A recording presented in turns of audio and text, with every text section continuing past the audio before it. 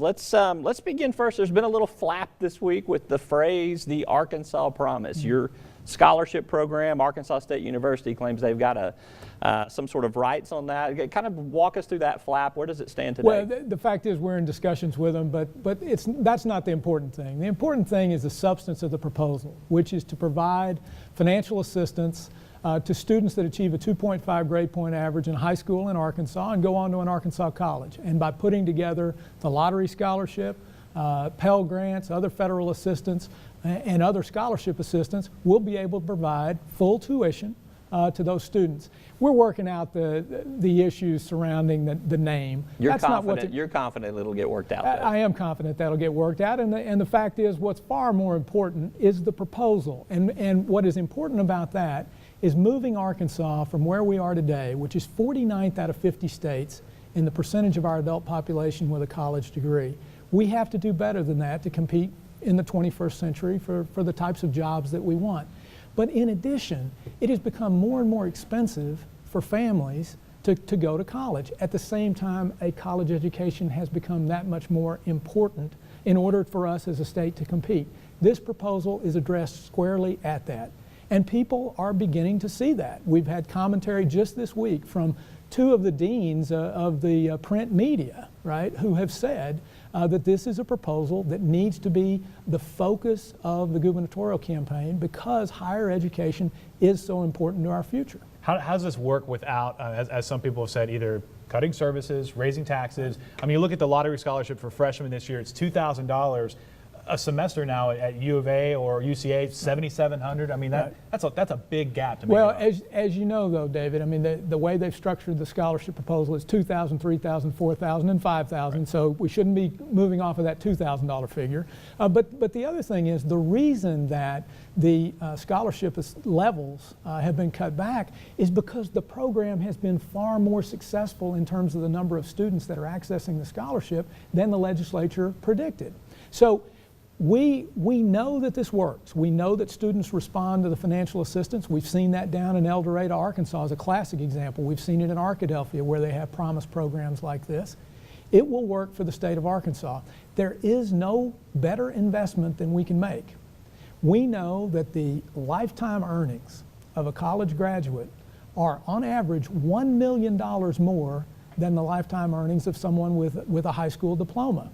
This is the kind of proposal where we invest in the future today, and it pays off not only in the income levels of these students in the future, but also it pays off for the state in terms of a better community, better customers, people that have more incomes that they can spend in other businesses in the community.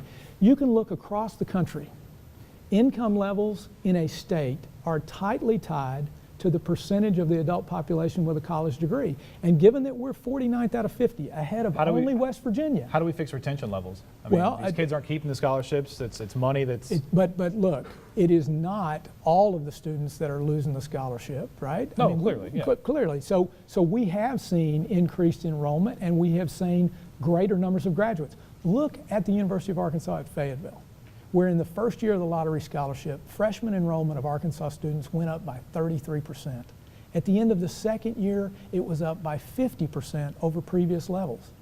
Look at El Dorado, where the percentage of students going on to college has skyrocketed, where high school dropout rates have hit the floor, and where test scores have been raised at every level in the El Dorado School District. And people have moved to El Dorado from 31 states in the country so far. Look, more going is good, but we got to get them to graduate. Oh, right? Absolutely. But look, if you don't get them there, they're not going to graduate. That is axiomatic, right? Now, look, this is not the only thing that we need to be doing in higher education. There are plenty of other things we're going to talk about. But for those folks who have been opposed to the lottery scholarship in the first place, to then go in and criticize different parts of the performance. Look, you got to ask yourself, take my only opponent in the Democratic primary right now. He opposed the lottery scholarships in the first place. If he had his way, the scholarship amounts would be zero. If he had his way, those over 107,000 scholarships that have been awarded so far would not have been awarded. If he had his way, over $300 million worth of scholarship assistance would have never been provided. There's a real contrast. Let's hold this thought for a second. We're going to take a quick commercial break, come back with Bill Halter. He's a candidate for governor in 2014. I'm Roby Brock alongside David Goins. You're watching Capitol View on Sunday morning on KARK.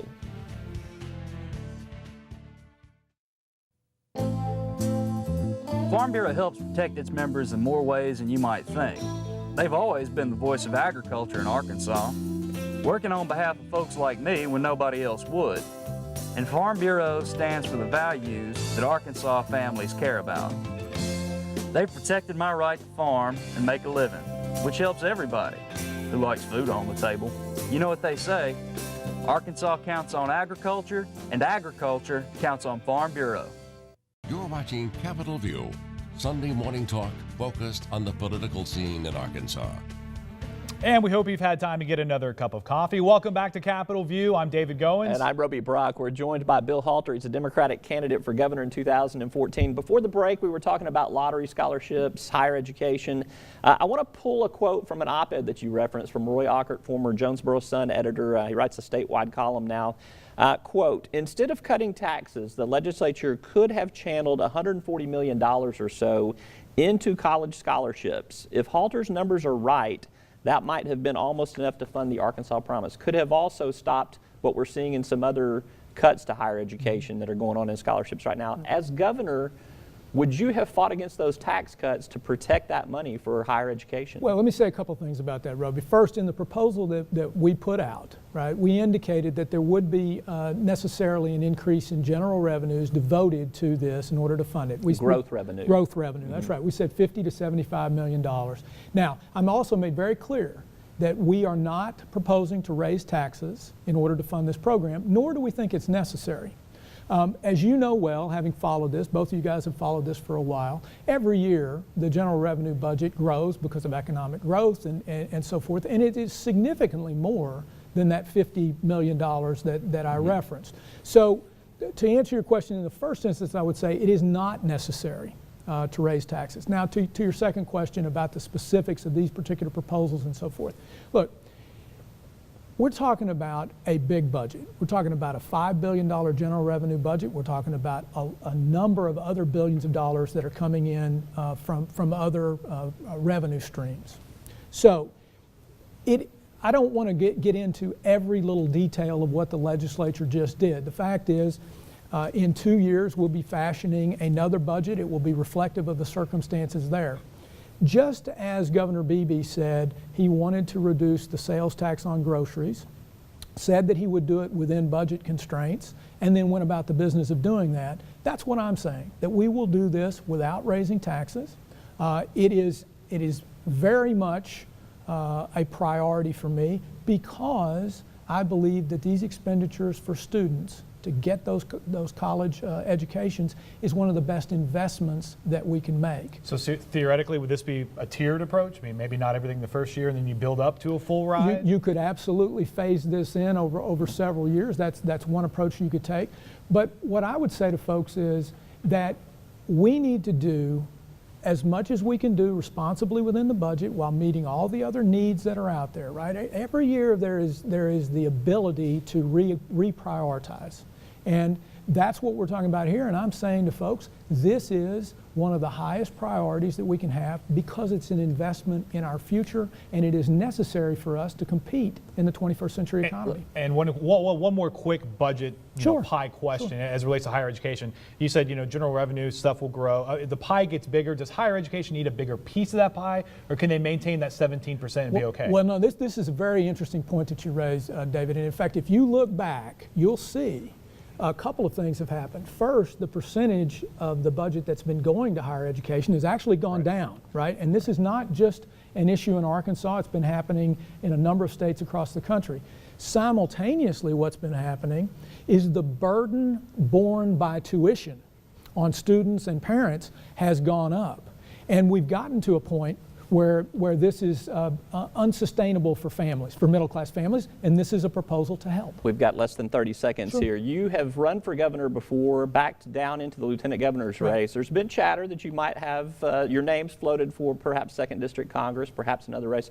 Are you in the governor's race for good? I am in the governor's race, and I will tell you that I consider it flattering that my opponent and his team is out there pushing me as being talented enough for the Congress. But no, I'm running for governor. I sought the endorsement of folks for governor. I have the endorsement of folks for governor. We're raising money to run for governor. All right. Very Bill good. Halter, thank you very much for being with us. Thanks very much. Yep, we'll keep track of you during the summer for sure. When we come back, our political long table, Democratic Representative Greg Leding and Republican Representative Charlie Collins, 2 from Northwest Arkansas.